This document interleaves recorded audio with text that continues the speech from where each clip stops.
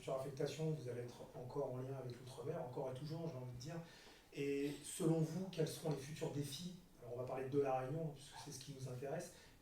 Quels vont être les défis de la Réunion pour les années à venir? Premier défi, pour moi, ça reste les stupéfiants. Je pense que c'est un vrai sujet d'inquiétude pour ce qui me concerne, parce que je vois une accélération vraiment rapide de la problématique du trafic de stupéfiants. Donc ça, c'est clair. Et derrière, tout ce que ça génère, on l'a bien vu, hein, on a eu des homicides, des tentatives d'homicide il y a peu de temps, c'est pas quelque chose qu'on voyait auparavant à La Réunion. Donc c'est un sujet d'inquiétude pour moi. Donc comment traiter cette délinquance organisée qui est en train de se mettre en place? On a de bonnes idées là-dessus et je pense qu'on va obtenir des résultats.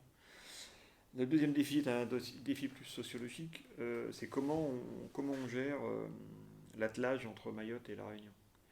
Ce qui se passe à Mayotte est globalement dramatique, hein. Je pense qu'on est quand même pas loin d'affrontements très importants entre des communautés, entre les Mahorais et les Comoriens qui parfois ont du mal à vivre ensemble compte tenu de la situation économique.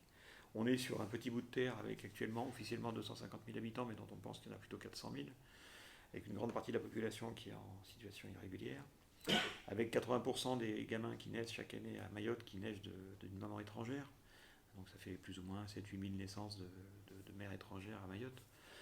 Qu'est-ce qu'on va leur offrir comme avenir à ces jeunes? Quel emploi on pourra leur offrir? Quelle éducation dans une île qui est complètement saturée par la population qui y réside?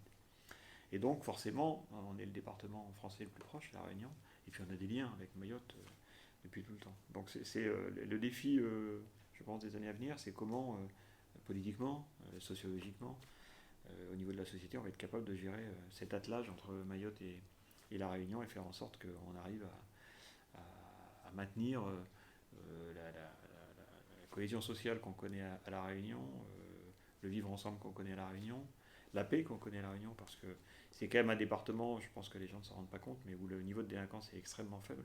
Extrêmement faible.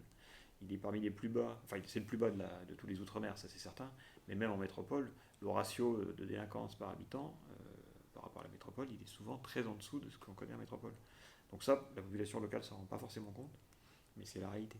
Il faut maintenir ça, réussir à maintenir cette société qui est apaisée, qui est bienveillante, qui est ouverte dans les années à venir. Et je pense que cette problématique de l'attelage entre Mayotte et la Réunion, comment on le gère, comment on gère les flux de population, comment on intègre les populations qui viennent éventuellement de Mayotte, selon quelle modalité, avec quels moyens, c'est un vrai enjeu pour l'avenir.